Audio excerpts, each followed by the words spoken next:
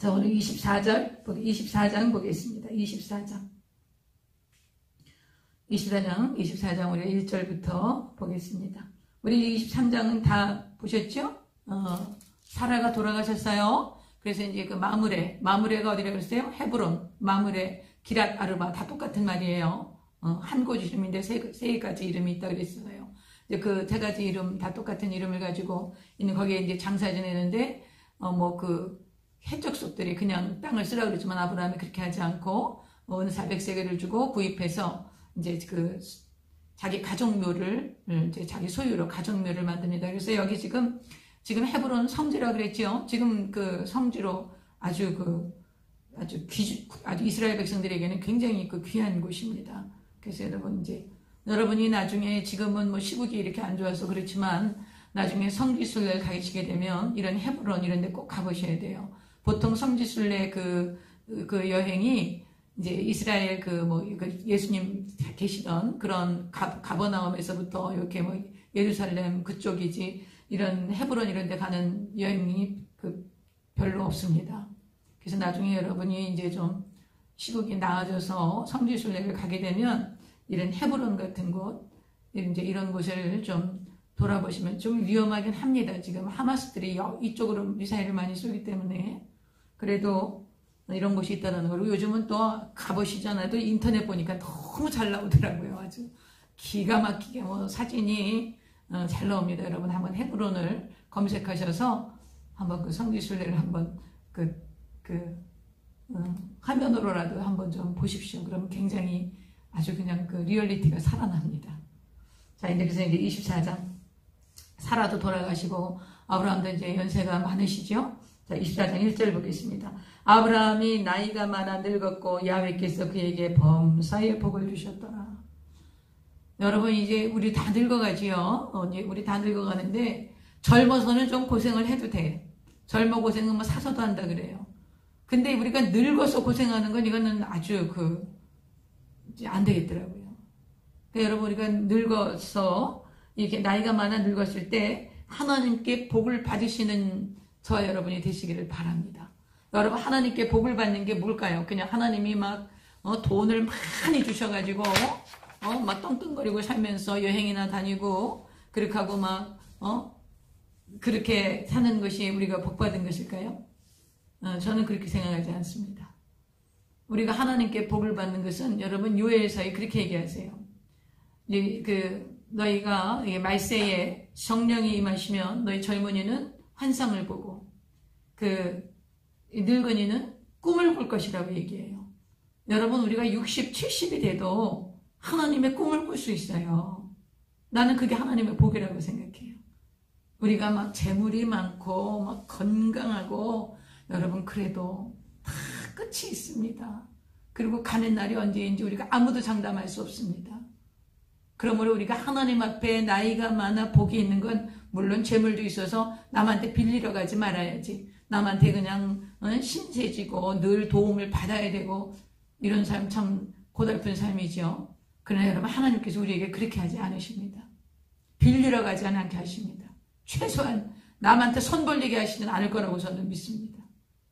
그래서 우리가 하나님이 주시는 그런 범사의 복을 주셨는데 이제 자녀도 이제 아브라함이 복을 받았고 하나님이 약속하신 복을 다 받았죠. 내 이름을 창대케 하고 내가 큰 민족을 이룰 것이고 내 이름을 창대케 하고 네가 복이 될 것이다. 그래서 이제 아브라함이 늙음하게 이제 하나님이 그에게 범사의 복을 주셨다고 여러분 성경이 기록하고 있습니다. 여러분 우리 꿈을 꾸십시다. 우리가 이제 다 나이가 이제 많아서 우리가 무슨 꿈을 꾸겠느냐. 그러나 성경은 우리에게 늙은이는 꿈을 꿀 것이라고 얘기하고 있습니다. 하나님의 꿈을 꾸세요. 여러분 우리 자녀들을 향한 꿈을 꾸세요. 하나님 우리 자녀들을 이렇게 사용하실 거야. 우리 자녀들을 통해서 하나님이 영광을 받으실 것이고 이 자녀들이 내가 하는 것보다 훨씬 더 수많은 하나님의 영광을 위하여 수많은 일들을 해낼 것이고 그 자녀들을 통하여 하나님이 기뻐하실 거야. 그래서 하나님의 꿈을 꾸는 저와 여러분이 되시기를 바랍니다. 그리고 여러분 우리가 또 할 수 있는 게 있지요? 기도할 수 있어요. 여러분은 우리가 기도할 수 있는 것이 얼마나 감사합니까? 여러분 그냥 연약해서 많이 돌아다닐 수 없고 그럴지라도 여러분 집에 앉아서 내가 이제 늙어서 쓸모가 없나 보다. 절대 그런 생각하지 마세요. 여러분 기도하세요. 근데 이제 기도하는데 맨날 내 기도 그거 하지 말고 하나님의 꿈을 꾸고 기도하세요. 하나님의 꿈을 꾸세요. 하나님이 대한민국이 하나님의 꿈을 이루어드리는 국가가 되어지기를 원합니다. 이 마지막 때 이 국제정세가 얼마나 지금 혼란스럽습니까? 그러나 이 혼란스러운 국제정세 속에서 하나님께서 이 대한민국을 사용하셔서 하나님이 하나님의 꿈을 이루어 가시는 그런 제사장 국가가 되어지기를 원합니다. 그리고 국가를 위해서 여러분과 제가 기도할 수 있지요. 여러분이 교회를 위해서 기도하실 때 하나님의 꿈을 이루어드리는 교회가 되도록 여러분 기도하셔야 됩니다. 하나님의 꿈이 교회를 통해서 이루어질 때 교회가 하나님의 뜻을 깨닫고 알아서 온 세상에 하나님의 복음을 전하고 주의 뜻이 이루어지는 것을 나타낼 수 있는 그런 은혜가 임하도록 저와 여러분이 기도할 수 있지요. 또 하나님의 꿈을 꾸시는 거예요. 여러분 우리의 자녀들요. 우리의 자녀들이 지금 이 혼탁한 세상이 지금 얼마나 악합니까? 그리고 제일 악한 것이 이 성적인 타락입니다. 이 성적인 타락하는 이 악한 세상에서 우리 자녀들이 믿음을 지켜야 해요. 거룩한 삶을 살아야 합니다. 경건한 삶을 살아야 합니다. 그러기 위해서는 우리의 기도가 너무나 필요한 것이죠. 왜 그래요? 하나님께서 하나님의 꿈을 우리 자녀들을 통하여 이루시기를 원해요. 대부분 우리 세대가 믿음의 1세대입니다. 저도 그렇고 또 2대, 3대, 4대 이렇게 되시는 훌륭한 가정들도 많지만 그러나 우리가 대부분 믿음의 1세대거든요. 이 1세대는 희생한다 할지라도 그 2세대, 3세대를 통해서 하나님 많은 영광을 받으십니다. 그래서 여러분 우리가 이 아브라함이 나이가 많아서 늙었고 야훼께서 그에게 범사의 복을 주셨더라. 그 복을 다만 물질적이고 막 그 육신의 건강이고 이런 복만 생각하시면 안 돼요. 그럼 그렇지 않은 사람은 복 못 받았나요? 그렇지 않지요. 육신이 연약하고 또 재물이 없고 그래도 우리가 여러분 재물이라는 것은 남한테 꿇어가지 않으면 된다고 생각합니다. 저는 정말 없어서 내가 남한테 신세지고 막 초라하게 꿇어다니고 하나님께서 그렇게 안 하시더라고요. 아무리 어려운 분들도요 보면 하나님께서 필요를 공급하세요. 왜 그러세요? 하나님 마태복음에 예수님 말씀하셨잖아요. 공중나는 새를 보거라. 들에 핀 백합화를 보거라. 길쌈하냐? 안 하지. 농사 짓냐? 안 하지. 하나님이 다 먹이시지 않냐? 하물며 너희 일까보냐. 그러므로 너희는 먼저 그의 나라와 그의 의를 구하라. 그리하면 이 모든 것을 더하실 것이다. 그래서 여러분 지금 경제적인 상황이 어려워서 이 재정적인 것 때문에 제가 굉장히 고통받고 그 아픔을 겪는 분들을 제가 지금 많이 보고 있습니다. 그러나 우리 주님이 약속하신 말씀 붙드십시다. 너희가 먼저 그의 나라와 의를 구하면 이 모든 것을 더할 거야. 주님 우리에게 거짓말하시지 않으시잖아요. 그의 나라와 의를 먼저 구하는 것, 그것은 하나님의 나라를 이 땅에 이루어지도록 기도하는 것입니다. 여러분 이 대한민국이 하나님이 다스리시는 나라가 되셔야 돼요.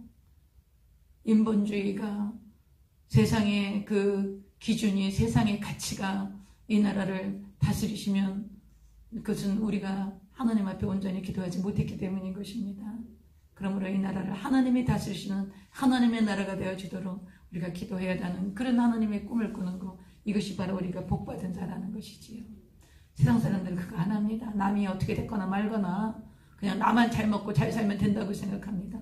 그러다 어느 날 죽음이 오지요. 이 세상을 마지막 끝내는 날이 오지요. 여러분 사람이 한 번 나서 죽는 것은 정한이지요. 죽고 난 다음에 반드시 심판이 있습니다. 그러므로 저와 여러분은 그것을 알기 때문에 살아있어서 호흡이 있을 때 아무렇게나 살 수가 없는 거예요. 반드시 심판이 있다는 거 우리가 알지 않습니까? 어떻게 막 내 마음대로 살 수 있겠어요? 자, 이제 아브라함의 나이가 많아 늙었고 야훼께서 그에게 범사의 복을 주셨더라. 저와 여러분이 복받은 사람입니다. 2절 아브라함이 자기 집 모든 소유를 맡은 늙은 종에게 이르되 청하건대 내 허벅지 밑에 내 손을 넣으라. 모든 소유를 맡은 늙은 종이 있었어요. 아마 이 종이 처음에 얘기했던 종이었던 것 같아요. 아브라함이 이 종에게 종에게서 그 후손을 낳게 해달라고 하나님께 말씀하셨던 그 엘리에셀이라고 하는 그 종이신 것 같아요. 이름이 안 나왔으니까 우리가 그냥 추측만 합니다. 그러나 그 종이 아니었을까? 왜냐하면 그의 후손을 아브라함이 후손을 삼으려고 했을 정도로 그 굉장히 신뢰했던 종이니까. 근데 아주 이 늙은 종이라고 하시는 분이 굉장히 정직하고 충성됩니다. 계속 보겠습니다. 근데 허벅지 밑에 손을 넣으라는 건 어저께 제가 말씀드렸죠? 남성이 생식기에다가 손을 올려놓는 것입니다. 왜 그렇습니까?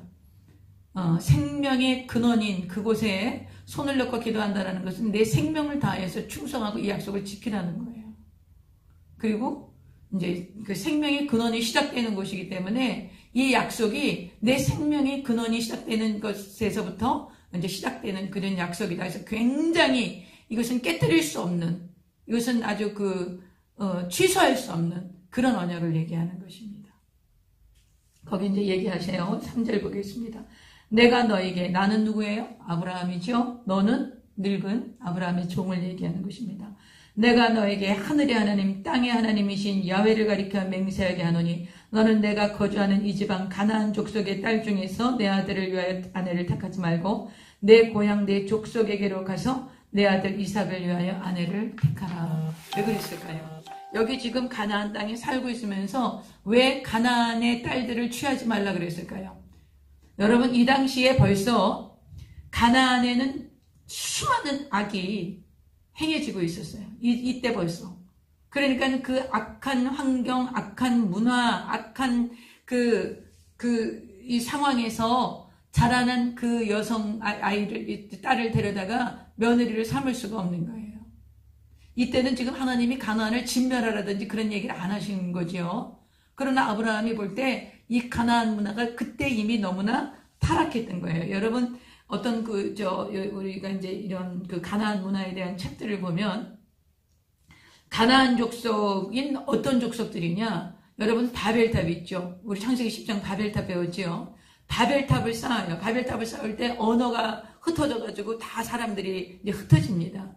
그랬을 때 이 가나안 족속들은 자기네들이 같은 언어를 쓰던 이 가나안 족속들끼리 모여서 이렇게 이제 이동을 하게 되는데, 이때 이 가나안 족속이 바벨탑을 쌓기로 했던 주류야, 주류. 여러분, 그 바벨탑을 쌓았던 그 주류로 누구를 봤었죠? 니므롯을 봤었어요. 니므롯이 누굽니까? 함의 자손입니다. 그래서 이 가나안이 누구의 자손입니까? 함의 자손입니다. 그래서 우리가 그 니므롯이 이 바벨탑을 쌓았던 그런 주동 인물이라고 우리가 그렇게 추측하기도 해요. 그런 문서들이 있습니다. 그러나 하여튼 이 지금 가나안 족속은 바벨탑을 쌓았던 주류들이에요. 그 바벨탑을 쌓았던 주류들이 누구예요? 대를 산을 꼭대기에 닿아서 이제 우리가 다시는 흩어지지 말자. 하나님을 대적했던 자들이죠. 그래서 이 가나안 족속들은 이제 어디를 제일 먼저 정착하게 되냐? 두로와 시돈 지방으로 정착하게 됩니다. 그래서 두로와 시돈 지방에 정착해서 지금 이 두로와 시돈이 굉장히 악한 도시입니다. 아주 돈이 많은 동네예요, 두로가. 나중에 이제 우리가 쭉 보게 되는데, 두로와 시돈이 굉장히 돈이 많고, 그리고 두로와 시돈을 중심으로 여러분 세계사의 그 페니키아, 그 성경에는 베니게라고 나옵니다. 베니게라고 하는 것이 페니키아를 얘기하는데, 베니게 족속들이 두로와 시돈 지방에 사는데, 지금 그 이스라엘 북쪽에 어느 나라가 있습니까? 레바논이라는 나라가 있습니다, 여러분. 레바논이라는 나라가 굉장히 환경이 그렇게 아름답다고 합니다. 그래서 성경에 보면 레바논의 백향목이다 그런 얘기가 나와요. 그러니까 백향목 같은 아주 큰 나무들이 있어서 아주 환경이 아름답고 좋은 땅인데, 그 레바논 땅에 두로와 시돈이 있었던 거예요. 그래서 이 두로와 시돈은 그 바벨탑을 쌓았던 주류가 그 자손들이 흘러와서 이 두로와 시돈을 세우고, 그 성에서 아주 돈을 아주 그 해양 무역을 해서 돈이 굉장히 많은 땅입니다. 이 두로와 시돈이. 그런 개념을 가지고 계셔야 돼요. 왜냐하면 나중에 두로에서 시돈에서 이제 이런 일들이 많이 벌어집니다. 그 이스라엘 역사 중에. 그래서 여러분이 두로와 시돈이 이런 지역이라는 거라서 이제 아주 그 두로와 시돈이 굉장히 문명이 발달합니다. 그 베니게 지역에 문명이 엄청나게 발달하는데, 이걸 누가 건드리질 못해. 두로와 시돈 지역을. 너무나 강성하고 아주 문명이 발달하고 그런 지역이었기 때문에. 근데 이 지역을 이제 깨뜨리는 사람이 나타나죠. 이제 훨씬 뒤에. 아주 그냥 지금 이제 아브라함 시대니까 약 2000년 뒤에, 한 1800년 정도 뒤에 알렉산더가 나타납니다. 그리스의 알렉산더. 알렉산더가 나타나서 이 두로와 시돈을 멸망시킵니다. 여러분, 그런데 이 두로와 시돈이 그 멸망당하면서도 이들의 그 남은 그 세력들이 있었어요. 이 남은 세력이 이제 카르타고라는 곳으로 이동을 합니다. 그리고 그 카르타고에서 로마로 가는 거예요. 이들이 누구냐? 이 두로와 시돈을 점령하고 바벨론의 바벨탑을 세웠던 주류 세력들, 이 두로와 시돈, 이 사람들이 했던 이 페니키아 문명, 이 문명이 무엇이냐? 니무롯이 세웠던 그 바벨론, 고대 바벨론 문화를 계속 이어가는 거예요.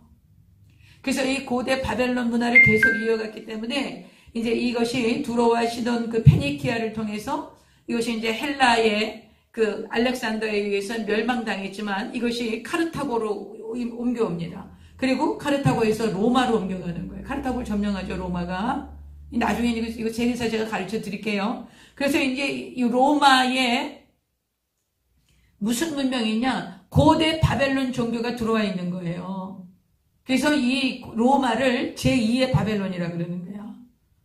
그래서 제가 말씀드렸죠? 그 니무롯 이야기하면서 고대 바벨론 종교의 그 니무롯의 그 아내 세미라비스가 자기 아들을 몇 년 뒤에 낳아요. 남편이 죽었는데 그 자기 남편이 환생했다 그래서 환생설. 여러분 인도에 가면 환생설 있지 않습니까?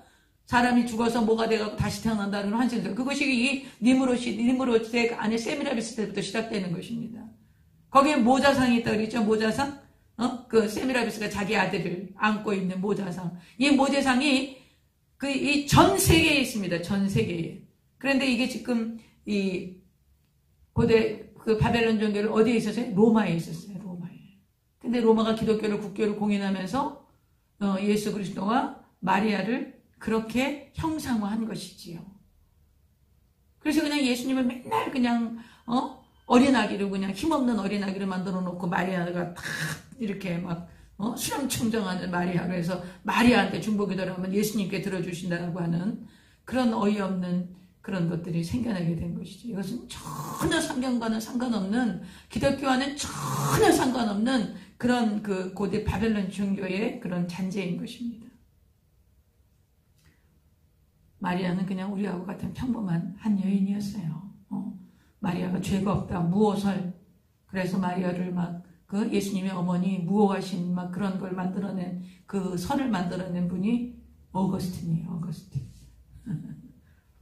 자, 그 다음 이제 보겠습니다. 하여튼 그러니까 이 가나안 땅에서 아브라함이 며느리를 택할 생각이 없는 거예요. 이미 그 땅이 너무나 타락한 거예요. 너무나 음란하고 타락하고 그리고 하나님이 없이 사는 족속이기 때문에 이거는 뭐 정말 갈 때까지 가는 아직 죄악에 관영하지 않았기 때문에 하나님이 이 땅을 아직 두고 보시는 거예요. 나중에 이제 이 땅에 죄악에 관영해서 더 이상 볼 수가 없다. 그래서 하나님이 이스라엘 백성을 출애굽시켜서 여호수아를 통해서 가나안에 들어가게 하시는데, 가나안에 들어가게 하실 때 하나님이 왜 다 진멸하라 그러냐? 정말 어린 아이까지 다 진멸하라 그럽니다. 아주 씨를 말려버리라 그럽니다.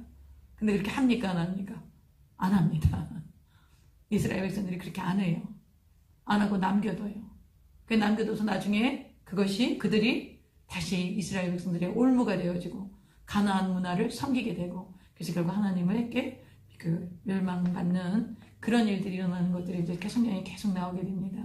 그래서 지금 아브라함은 이 가나안 문화를 지금 보고 있는 거예요. 너무 악한 문화, 너무 음란한 문화, 여기에서 자란 이 여식들을 이걸 며느리로 받아들일 수 없다. 그러니까는 가나안 땅에서 며느리 구할 수 없어. 내 고향으로 돌아가라. 여기서 고향이라는 것은, 내 고향, 내 족속이라는 것은 갈대아 우르를 얘기하는 게 아닙니다. 이것은 밧단 아람, 하란 땅. 아버지 이 데라가 갈대아 우르에서 하란으로 쭉 올라가죠. 여러분, 하란이 메소포타미아 지역, 그러니까 유프라테스와 티그리스 강이 만나는 제일 정점에 있는 것이 하란입니다. 그러니까 굉장히 먼 곳이에요.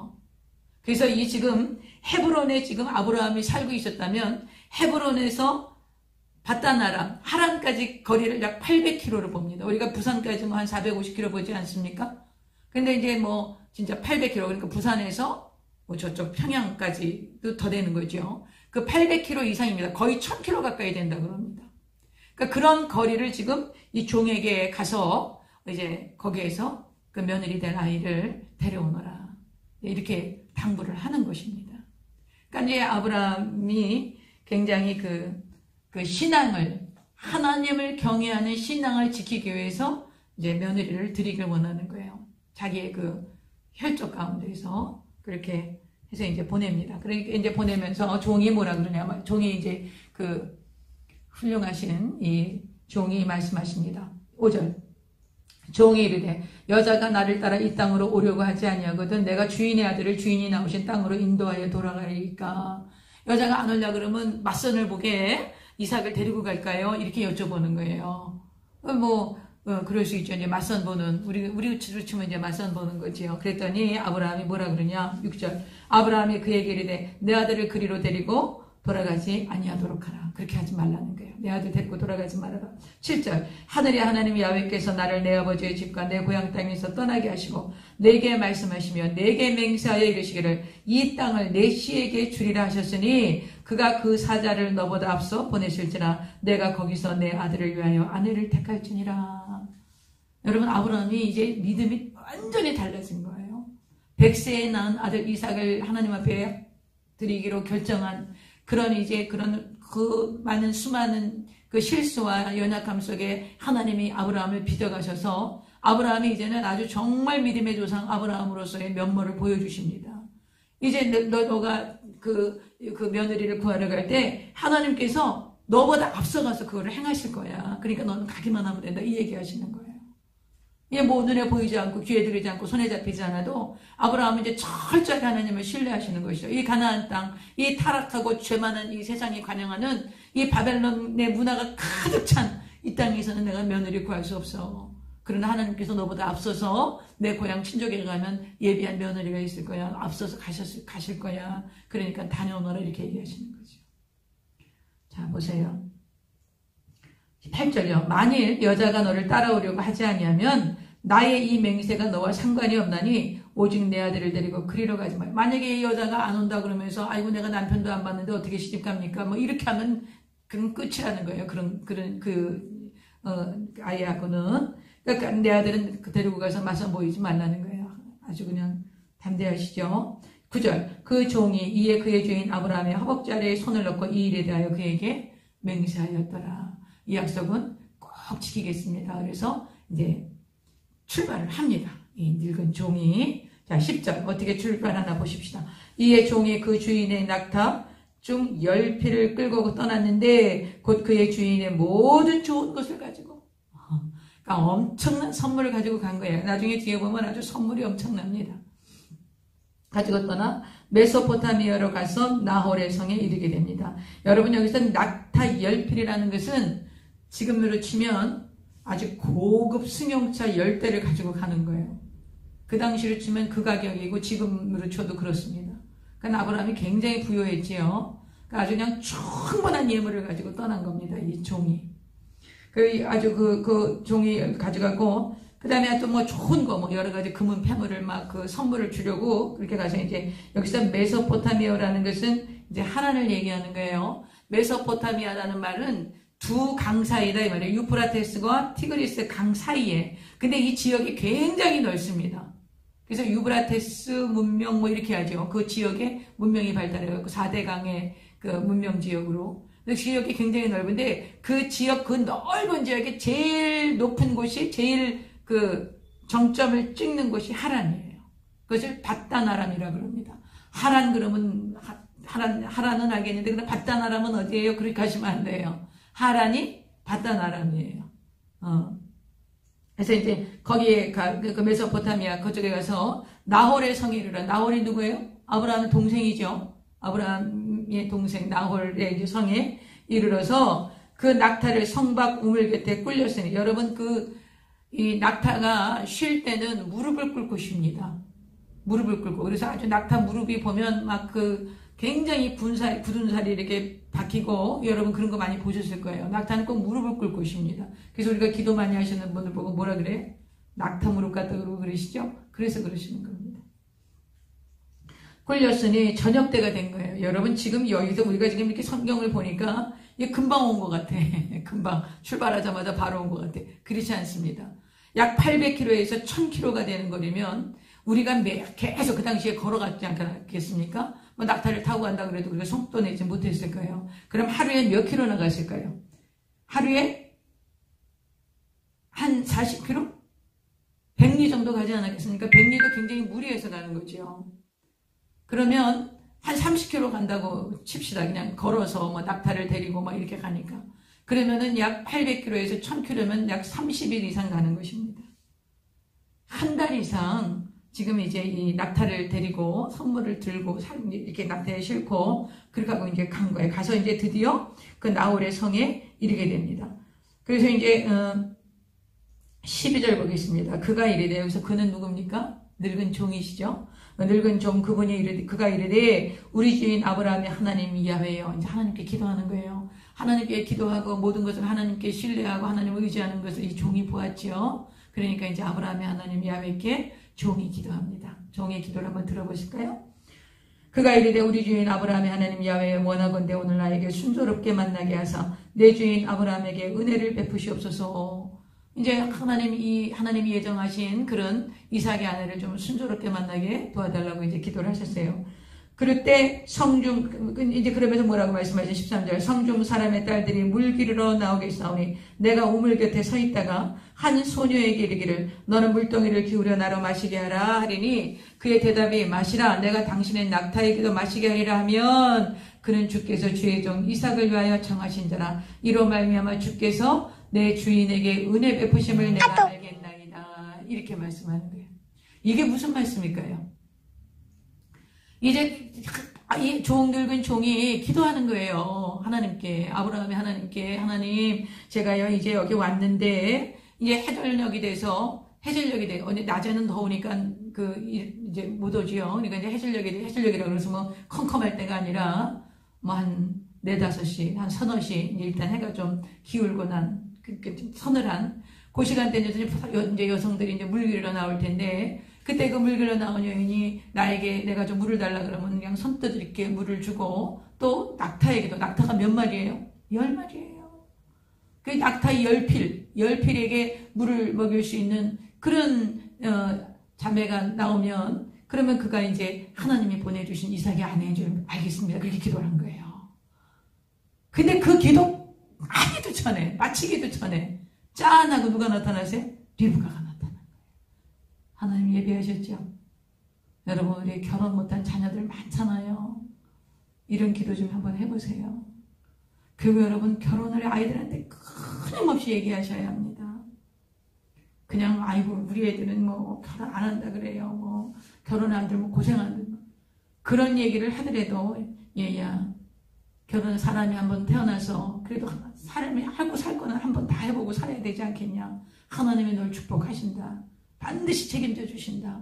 믿음의 가문을 세우는 그런 꿈을 꾸고 반드시 결혼하거라. 그래서 계속 하나님이 축복하시고 인도하시고 결혼해서 그 자녀를 낳고 살아가는 그런 모든 과정 중에 생육하고 번성하는 하나님의 창조 목적을 이루시면 하나님 널 축복하신다는 이야기를 끊임없이 해주셔야 돼요. 끊임없이 하셔야 됩니다. 결혼이 얼마나 하나님의 축복이고 하나님이 기뻐하시는 일이고 하나님의 창조 목적을 이루어드리는 거 하나님의 창조의 뜻을 이루어드리는 것이고 주 안에서 연합해서 한 몸이 되는 것을 생육하고 번성하는 것이고 그 생애는 하나님이 축복하시고 인도하시고 그들을 통해 하나님 얼마나 영광을 받으시는지 꼭 결혼해야 된다는 걸 끝없이 얘기해 주세요. 계속 얘기해 주시는데 계속 얘기해 주시는데 여러분 아이들 결혼 안 하는 거 그냥 내버려 두시면 안 됩니다. 결혼에 대해서 계속 꿈을 주고 하나님께서 이 아름다운 믿음의 가문을 세우는 걸 얼마나 기뻐하시고 그리고 자녀를 출산해서 그 자녀를 통해서 하나님을 알아가고 결혼한 부부를 통해서 남편 되시는 하나님 또 자녀를 낳으면서 아버지 되시는 하나님의 마음을 알아갈 수 있는 건 가정밖에 없는 거예요. 그러므로 여러분 결혼에 대한 이야기를 많이 해주시고 또 여러분이 우리 부모님들도 중에 결혼생활 굉장히 힘드신 분들이 많잖아요. 그 힘드신 분들이 많으니까 아이들이 그거 보고서 나는 뭐 엄마같이 살려면 결혼 안 해요. 나는 아버지같이 살려면 결혼 안 해요. 이런 애들 많아요. 그러나 여러분 그 그것 때문에 상처받아서 아이들이 결혼 안 하는 애들도 많습니다. 그런데 그거 얘기해 주셔야 돼요. 우리는 예수님 믿기 이전에 우리가 세상적인 삶을 살고 세상 문화로 세상 기준으로 살았기 때문에 우리가 이렇게 어렵게 살았지만, 이렇게 정말 여러 가지 불행한 일도 많이 겪고 이렇게 살았지만, 하나님께서 너를 향하신 그 창조와 하나님께서 너를 향하신 목적은 그것이 아니다. 하나님은 너를 축복하시고 너에게 좋은 믿음의 가문을 세워 새로운 창조를 하시는 거예요. 우리 자녀들을 통해서요. 여러분, 우리가 결혼생활 행복하지 못한 분들이 많아요. 분리되신 분들도 많아요. 여러분, 그거 보고 아이들이 겁냅니다. 결혼하면 저런 거 아니야? 결혼이 저런 거 아니야? 이렇게 생각해요. 그 아이들한테 그렇게 얘기해주면 안 돼요. 하나님이 너를 통해서 새로운 창조를 하실 거야. 새로운 믿음의 명문 가문을 세우실 거야. 엄마 대에 부모 대에서 이건 끝난 거야. 우리가 여기서 다 마감하고 예수 그리스도로 말미암아 우리가 이제 이 짐을 주님께서 다 담당하시고 이제 우리 대에서 끝난 거야. 너희 대에는 하나님께서 너희가 결혼해서 새 가문을 세우고 생육하고 번성하여 새로운 자문을, 경건한 가문을 세우고 하나님의 나라가 막 세워지고 하나님의 영광을 받으시고 그런 놀라운 일들을 너희들을 통해서 하실 거야. 그렇기 때문에 우리에게 주어진 이런 삶의 그런 고난과 역경의 이런 분량은 우리까지 지고 가는 거예요. 우리까지만. 너희들은 그렇게 가지 않을 거야. 너희들은 그렇게 살지 않을 거야. 너희들은 하나님의 축복하시고 너희들은 하나님의 창조 목적대로 이루어가실 것이고 하나님이 너를 통해서 새로운 창조를 하실 거야. 새로운 가문을 일으키실 거야. 너를 통해서 새로운 인생을 축복하실 거야. 그 얘기를 해주셔야 돼요. 그 얘기를 해주셔야 됩니다. 제일 마음 아픈 게 이제 청년들이 와서 상담할 때 얘기하는 게 부모님들이 막 분리되고 상처받고 그러니 결혼해 그렇게 해서 결혼하면 뭐하고 또 이렇게 살기 힘든데 결혼해서 자녀들 낳고 어떻게 책임집니까? 그리고 왜 내가 다른 자매를 책임져야 됩니까? 내가 왜 다른 형제를 막 이렇게 뭐 섬기고 내가 살아야 됩니까? 막 이렇게 하고 결혼 안 해야 될 수많은 이유가 있습니다 지금. 근데 그 모든 것을 불식하는 게 뭐예요? 하나님의 뜻인 거예요. 그래서 지금 우리가 여기 들어와서 지금 같이 말씀을 나누는 저와 여러분은요, 자녀들이 물론 결혼해서 뭐 문제도 많고 탈도 많고 막 그래요. 그러나 그럼에도 불구하고 결혼을 한다라는 것은 나를 찾는 거예요. 내 갈비뼈, 우리 남성 같은 경우에 내 갈비뼈를 취해서 아내를 하와를 만들었다고요. 여자가 남자에게서 난 거예요. 그러니까 아내를 얻지 않으면 난 내 부분이 항상 옆구리 시려운 거야. 내가 완성되지 않는 거예요. 그때 반드시 결혼해야 되죠. 내가 완성되는 거예요. 맨날 그냥 갈비뼈 하나 없이 그냥 허하게 살다가 가는 거예요. 여러분, 결혼 꼭 해야 된다는 거 아이들한테 자꾸만 얘기해 주세요. 자매 같은 경우는요, 내 본체가 없는 거야. 내 본체. 내가 누군가의 갈비뼈를 취해서 나왔는데 내 본체가 없는 거지. 이렇게 불완전하게 살다가 가는 거예요. 그러므로 여러분, 물론 하나님의 사명이 있어서 안 가시는 분들도 있어요. 제 친구분들 중에도 그런 분들이 여러 분 계십니다. 정말 사명이 있고 그래서 정말 독신으로 이렇게 하나님의 영광을 위해서 헌신되어진 그런 분들이 있어요. 그러나 그런 분들이 대다수가 아니에요. 그런 분들은 특별한 몇 분이에요. 하나님의 일반적인 목적, 일반적인 창조 목적은 뭐예요? 결혼해서 남자가 부모를 떠나 둘이 한 몸을 이루는 것이고요. 생육하고 번성하고 땅에 충만한 거예요. 그러므로 여러분, 우리 부모들이 잘못했습니다. 용서해 주세요. 우리도 상처가 많고 우리가 잘못 살았어요. 그래서 그래요. 그러나 우리 대에 우리가 이것은 끝날 거예요. 예수 그리스도로 말미암아 우리의 모든 삶의 저주와 흑암의 세력과 악한 영의 세력 우리는 끝난 거예요. 여러분 대에 흘러가지 않아요. 여러분, 우리 자녀들 대에는 하나님이 성경적인 가정, 정말 하나님이 남편 되시고 이스라엘이 부인 그 아내였던 그런 가정, 하나님이 아버지시고 우리가 하나님의 자녀가 된 그런 성경적인 그런 믿음의 가정들이 이 땅에 정말 온 땅에 우리 자녀들을 통해서 그런 가정들이 세워질 거 하나님이 축복하시는 거예요. 너무너무 중요한 얘기입니다, 이거. 아주 지금 결혼 안 하는 이런 자매들이나 형제들의 얘기를 들으면 타당합니다, 그게. 근데 그냥 제가 막 간절히 마음에 소원이 있어서 제가 이런 얘기를 해주면 들을만 하고 가요. 그러나 제 현실을 보니까 막 마음이 힘들어갖고 이제 안 돼서 그냥 나이를 계속 넘기는데, 제가 그래도 그냥 계속 만나면 그 결혼 이야기를 합니다. 그래서 여러분, 지금도 많은 어려움을 겪는 가정들이 있을 거예요. 또 자매들이 있을 거예요.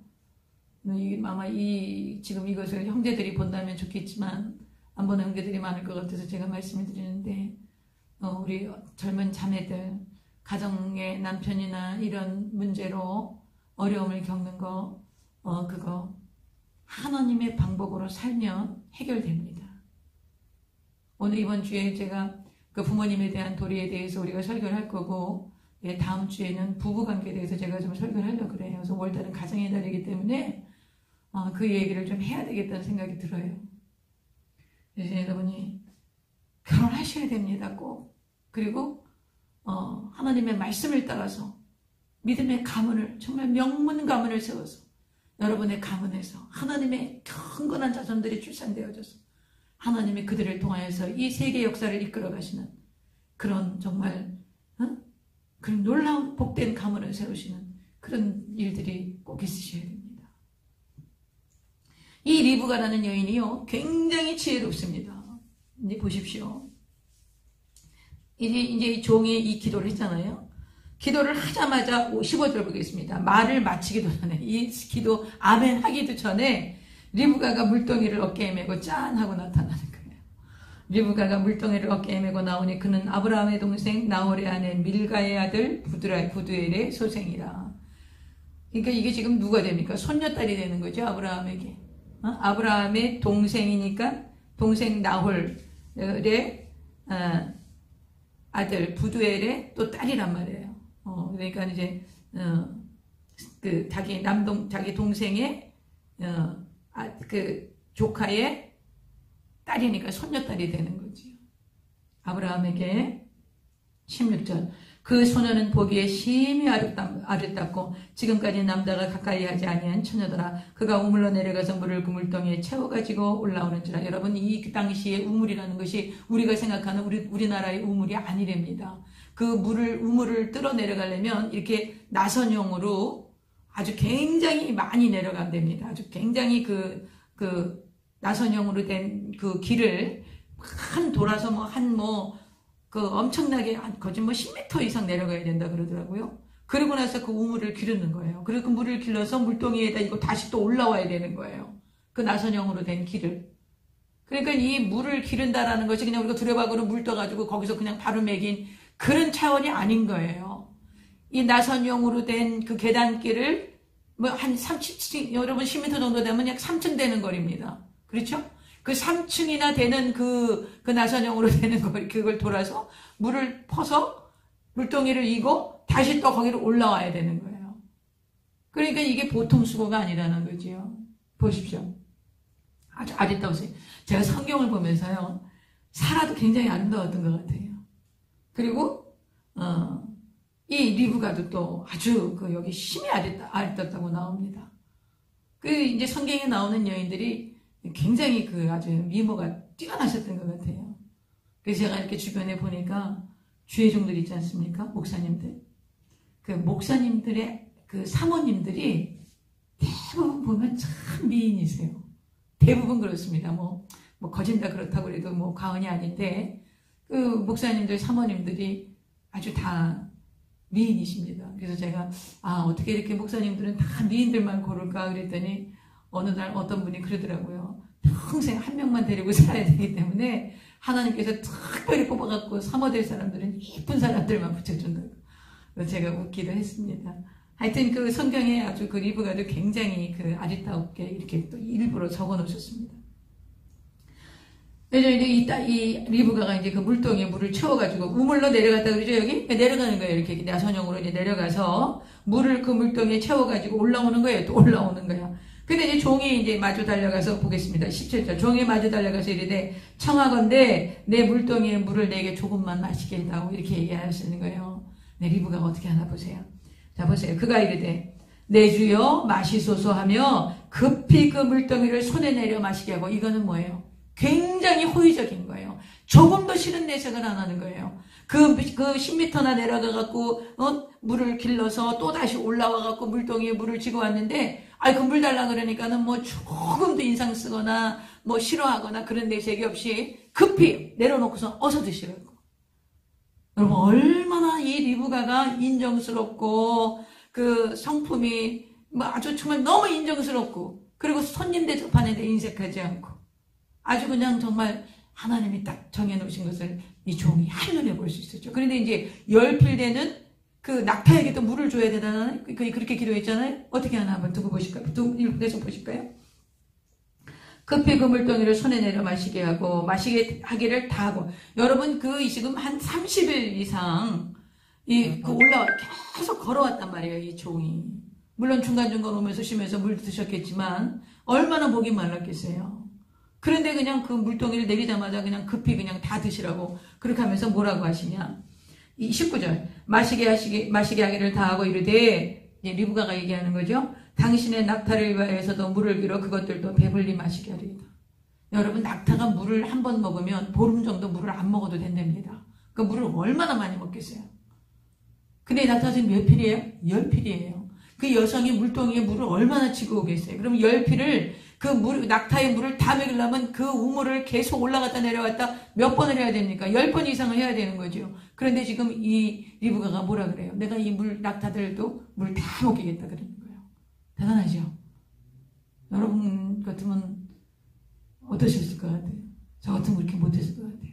아이고, 제가 뭐 어차피 길어온 물이니까 어르신은 좀 드십시오. 그러나 낙타까지는 제가 좀 뭐 이렇게 생각하실 것 같아요. 네, 리브가는 그러지 않았어요. 낙타도 탁 열고 그냥 그 물동이를 내고 10번은 더 얘기했을 것 같아요. 그 뭐 물동이에 물 얼마나 들어가겠습니까? 낙타가 물을 얼마나 많이 먹겠습니까? 그러니까는 뭐 그렇게 해서 이제 그 낙타의 물을 다 먹이는 거죠. 리브가의 성품을 아시겠죠? 네, 하나님께서 이 짝을 지어 보내는 그 사람이 있습니다. 남의 식구가 잘 돌아야 됩니다. 며느리 잘 보시고, 삶이 잘 보시고, 정말, 잘 보셔야 됩니다. 정말 아주 기가 막힌 며느리를 아브라함이 만난 거죠. 자, 20절. 급히 물동이의 물을 구유에 붓고 다시 기르려고 우물로 내려가서 모든 낙타를 위하여 깃는지라. 올라갔다 내려갔다 하면서 그냥 막 그걸 먹이는 거야. 그러니까 이제 그 늙은 종이 묵묵히 쳐다보는 거예요. 뭐라고 쳐다보냐. 그 사람이 그를 묵묵히 주목하며 야훼께서 과연 평탄한 길을 주신 여부를 알고자 하더니, 여러분, 우리가요 기도하잖아요. 그러면 이제 그 하나님께 이제 응답 받은 거예요, 지금. 그렇죠? 이 종이 기도한 대로 그대로 응답 받았죠. 그런데 사람의 반응도 봐야 되는 거야. 이렇게 다 하고 나서 리브가가 이제 됐죠? 가세요. 이렇게 하고 딱 돌아서면 이건 아닌 거야, 또. 그러니까 여러분이 기도할 때 하나님 이렇게 되면 이렇게 하겠습니다라고 지금 종이 기도를 했단 말이에요. 그러면 이제 종이 기도한 대로 자기들에게도 물을 주고 낙타 10필에게도 물을 먹였어요. 그 다음에 리브가의 행동을 봐야 되는 거예요. 이제 보세요. 22절. 낙타가 마시기를, 이제 낙타 그 10필을 다 먹였어요. 마시기를 다음에 그가 반세겔 무게의 금 코걸이 1개와 13겔 무게의 금 손목걸이 1쌍을 그에게 주며, 여러분 여기서 한 세겔이 10g이랍니다. 그런데 지금 이 10g의 금값이 약 70만 원이래요. 70만 원. 그런데 이제 이 100세겔이니까 700만 원인 거야. 700만 원에다가 또 지금 가격으로 따지면 그렇다는 겁니다.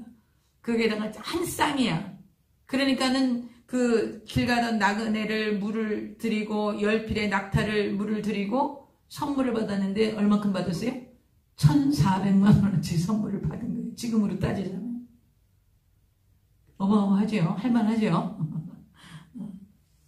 자, 이렇게 말씀하시네요. 13개, 금 코걸이 1개, 반세겔 무게의 금 코걸이 1과 13개 무게의 금 목걸이. 한 쌍이야, 그것도. 13개. 그러니까 이제 23절. 이르되 내가 누구의 딸이냐 청하건대 내게 말하라. 내 아버지의 집에 우리가 유숙할 곳이 있느냐. 그러니까 물어보니까 24절. 그 여자가 그에게 이르되 나는 밀가가 나홀에게서 낳은 아들 부두엘의 딸입니다. 또 이르되 우리에게 집과 사료가 족하며 유숙할 곳도 있습니다. 이렇게 이제 어르신에게, 종된 어르신에게, 아브라함의 종 어르신에게 얘기하죠. 이에 그 사람이 머리를 숙여 야훼께 경배하고, 이렇게 이제 자기네 집으로 모셔서 이제 이 종을, 이 아브라함의 종을 잘 대접하겠다고 하는 이 리브가의 반응을 보면서 이제 마지막 최종 결론을 이 종이 내리게 되는 것입니다. 아, 이 아이구나.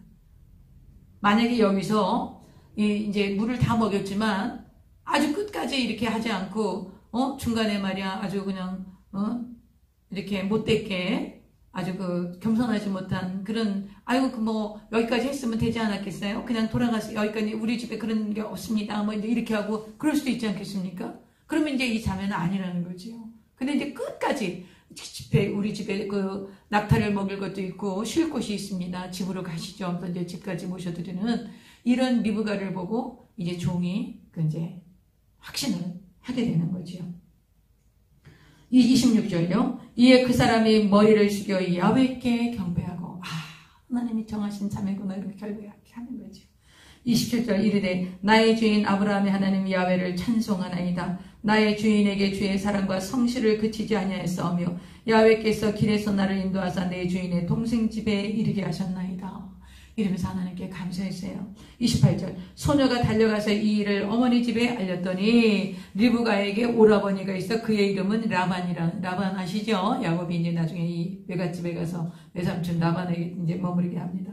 라반이라 그가 우물로 달려가 그 사람에게 이르러 그의 누이의 코걸이와 그 손의 손목걸이를 보고 또 그의 누이 리브가가 그 사람이 자기에게 이같이 말하더라 함을 듣고 그 사람에게로 나아감이라. 라반이 이제 이 종에게, 늙은 종에게 나아가셨어요.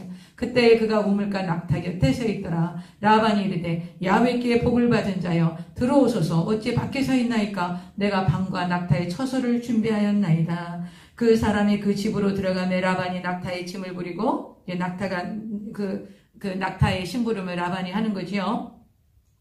라반이 낙타의 짐을 부리고 집과 사료를 낙타에게 주고 그 사람의 발과 그의 동행자들의 발 씻을 물을 주고 그 앞에 음식을 베푸니 그 사람이 이르되 내가 내일을 진술하기 전에는 먹지 아니하겠나이다. 내가 여기 왜 왔는지 그리고 또 어떻게 그 아브라함이 이렇게 보내서 여기 오게 된 목적과 이러한 일들을 내가 먼저 말씀드리기 전에는 내가 이렇게 식사 먼저 할 수는 없습니다. 그 얘기를 하시는 거죠. 여러분 이 종이 아주 굉장히 충성되십니다. 여러분 이런 분을 만나는 건 정말 복이죠. 아브라함이 정말 그 훌륭한 그런 이 충성된 이 종을 만나는 것은 너무 큰 복입니다. 그리고 저와 여러분도요. 그 누군가에게 우리가 또 주님 앞에 충성된 것이 너무나 중요합니다. 여러분 요즘은 충성스러운 사람이 잘 없습니다. 충성하지 않습니다.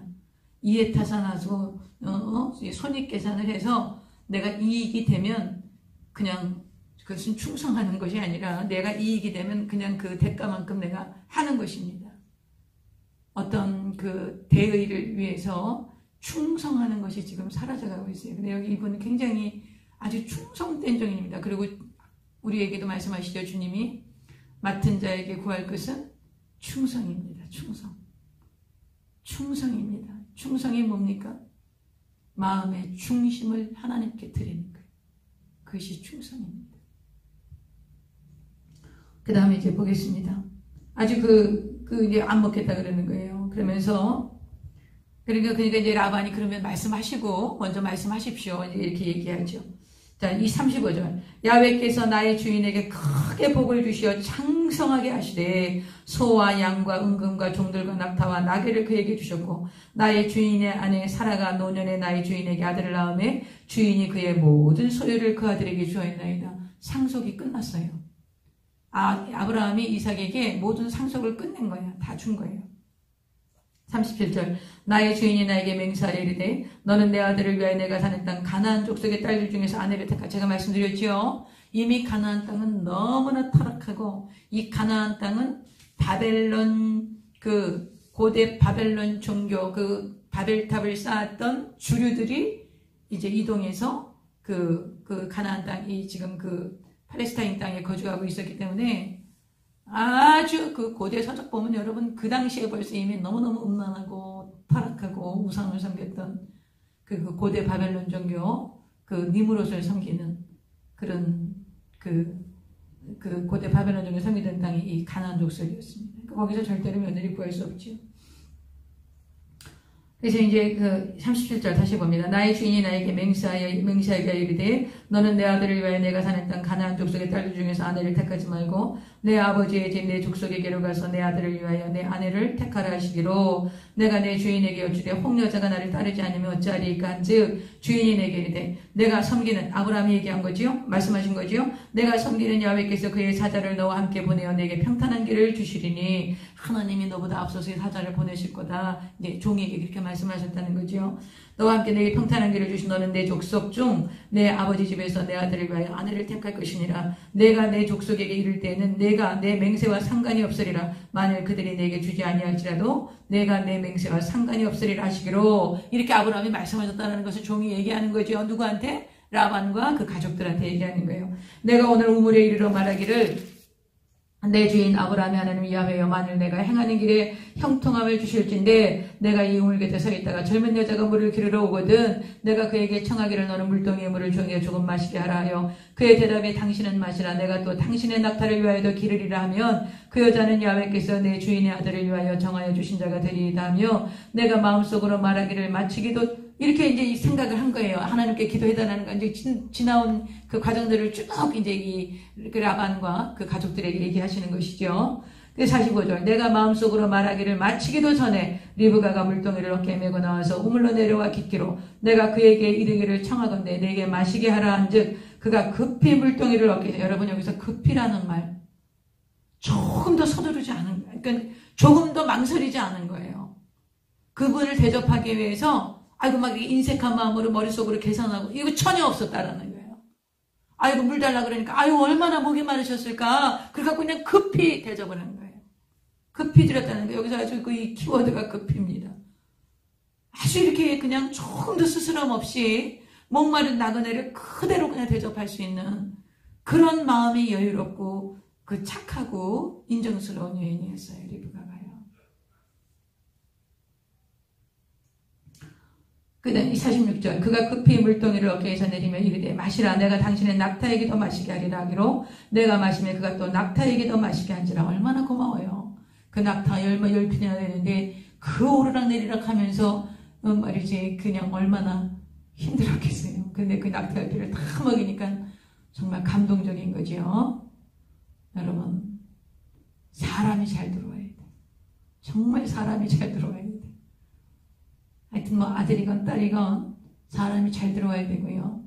여기 지금 우리 그 젊은 자매나 형제들이 있다면 내가 들어간 가문을 내가 일으켜야 돼. 결혼을 해서 어떤 가문에 내가 자매가 들어가서 결혼을 해서 내가 아내가 됐으면 그 가문을 일으켜야 돼요. 그 가문을 세워야 돼요. 내가 남성으로서 내가 아내와 결혼해서 아내를 취했으면 여러분이 그 아내의 모든 것들을 돌보고 또 그 책임져주는 그런 것들이 있어야 돼요. 그래서 여러분 정말 사람이 잘 들어와야 돼. 사람을 또 잘 만나야 돼. 사람 잘 만나는 게 제일 큰 복입니다. 일단은 부부가 잘 만나야 되겠고 또 주변에 여러분 정말 이렇게 부모를 우리가 선택할 수 있는 게 아니에요. 그렇기 때문에 여러분 부모는 무조건 공경하라고 성경이 말씀하고 있어요. 그런데 내가 살아가면서 하나님의 사람들, 좋은 사람들을 만나는 것이 최고의 축복입니다. 그것을 기도하세요. 사람 잘 만나는 게 복이야. 정말 사람을 잘못 만나면 인생이 그대로 망가지는 거예요. 또 하나, 내가 나를 만나는 사람이 나 때문에 복을 받아야 돼. 할렐루야.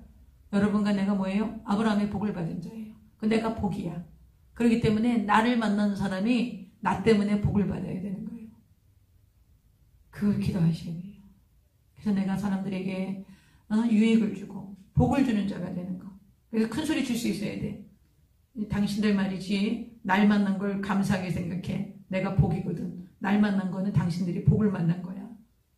나를 만났기 때문에 당신들에게 복이 있을 거야. 여러분 이 정도는 얘기해 줄 수 있어야 돼요. 그리고 그 근거가 어디 있습니까? 예수 그리스도의 십자가에 있는 것입니다. 예수님이 남아에 달려 모든 저주를 속량하셨어요. 아브라함의 복이 우리에게 미치게 하시려고. 그렇기 때문에 예수 그리스도로 말미암아서 여러분과 저의 인생은 예수님 팔자가 된 거야. 예수 팔자가 된 거예요. 새로운 피조물이 된 거야. 이전 것은 다 지나간 거예요.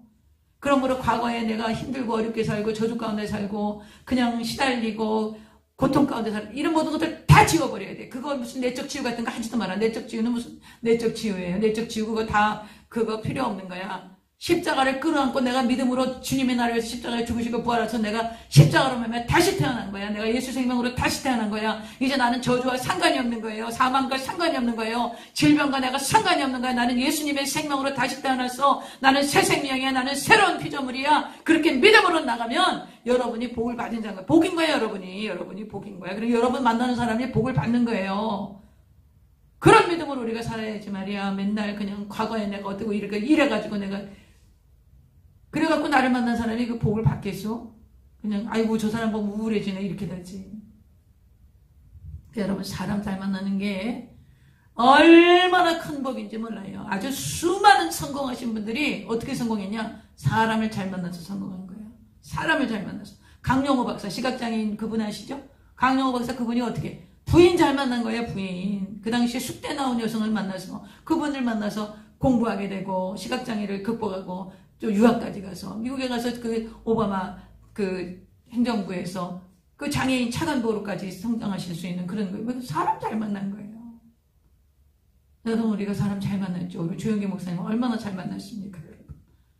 정말 사람 잘 만나는 거. 여러분 신앙의 이웃들 잘 만나고 특별히 다 명심하셔야 될 건 나를 만나는 사람들이 복을 받도록 내가 복이 돼야 되니까 제발 경거망당하지 마시고 자기를 막 그냥 비하시켜갖고 말이야. 막 그냥 막 또 어떤 사람들이 내가 그런 사람도 봤어. 나는 자기는 재수없는 사람이래. 그러시면 안 됩니다. 아니 재수없는 사람 만나면 어떻게 되겠습니까? 재수가 어디 있습니까 우리한테. 우리는 다 예수님 팔자로 십자가 대속의 공로로 우리는 새로운 피조물이야. 우리 부모로부터 가정으로부터 받은 그런 모든 저주와 가시왕국기가 십자가의 예수님이 다 담당하시고 우리 새로운 피조물이 되었기 때문에 우리는 믿음과 성령으로 새롭게 살아가는 그런 사람들인 것입니다. 우리가 복인 것입니다. 우리를 만나는 사람들이 복받게 되도록 복의 통로가 되시기 바랍니다. 이미 복의 통로입니다. 저와 여러분. 이제 이렇게 잘했어요. 그다음에 47절 봐요. 내가 그에게 좀 길긴 하지만 이게 지금 24장이 제일 긴 장입니다. 그래도 이게 결혼식 하는 만난 이삭이 그 아내를 만나서 결혼하는 장면이기 때문에 우리가 이걸 마쳐야 되겠습니다. 47절.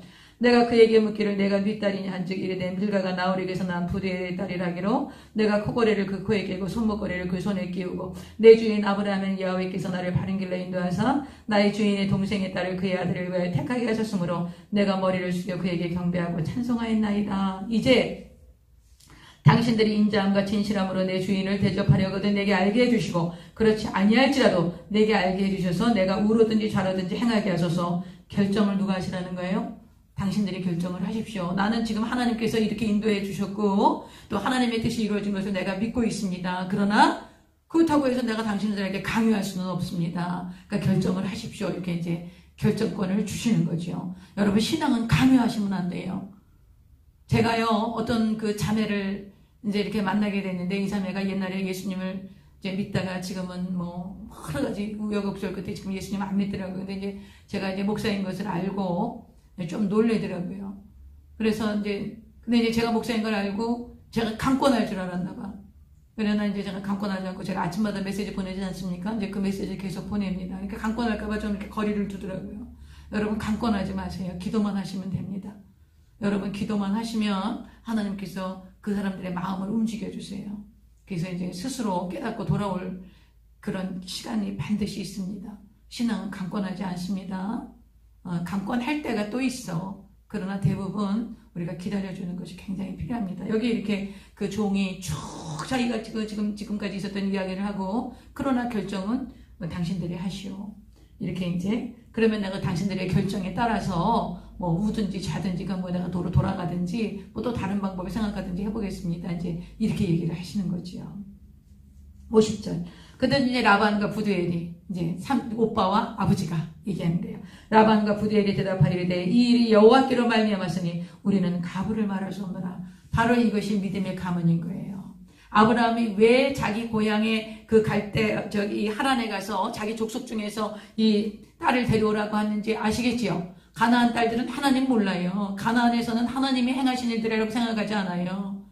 인본주의와 정말 그 타락한 문화, 타락한 그런 가치관으로 살아가는 거, 거기서 며느리를 구할 수 없다는 거죠. 근데 여기 지금 그 라반과 부디엘이 뭐라 그랬습니까? 이 일이 야훼께로 말미암았다는 게 과연 믿음의 가문인 것이죠.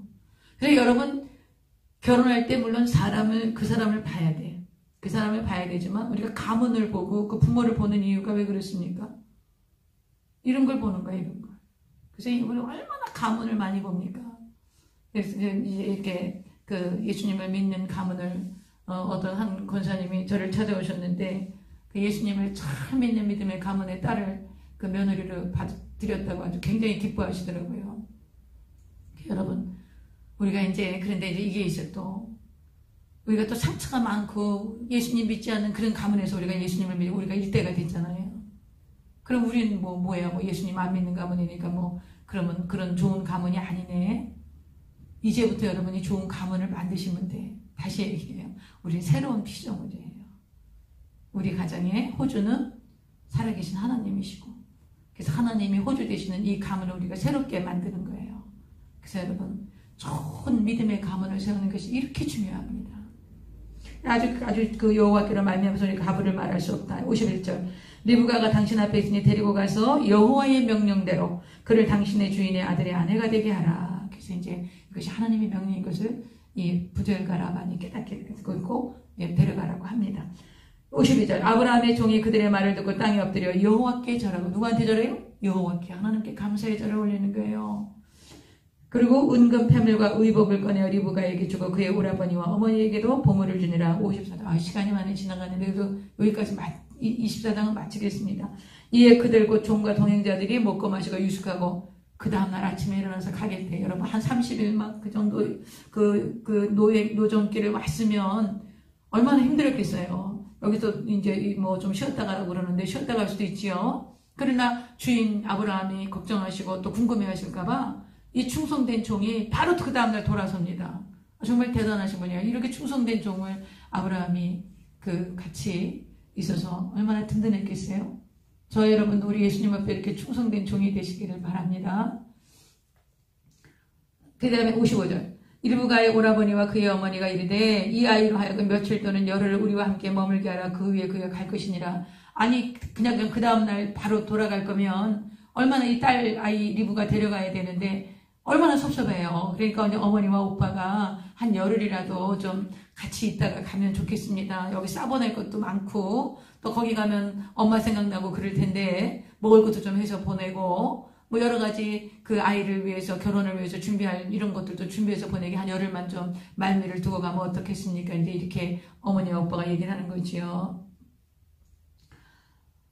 56절. 그 사람이 그들에게 이르되 나를 만일려 하지 마소서. 야훼께서 내게 형통한 길을 주셨으니 나를 보내어 내 주인에게로 돌아가게 하소서. 아이고 이렇게 막 잡는 거죠. 그러니까 나를 잡지 마세요. 만류하지 말라고. 하나님이 이렇게 순적하게 만나게 했기 때문에 내가 주인에게로 돌아가겠습니다. 이렇게 하고 57절. 그들이 이르되 우리가 소녀를 불러 그에게 물으리라고 리브가를 불러 그에게 이르되 내가 이 사람과 함께 가려느냐? 그랬더니 됐던 리브가가 가겠다 그래요.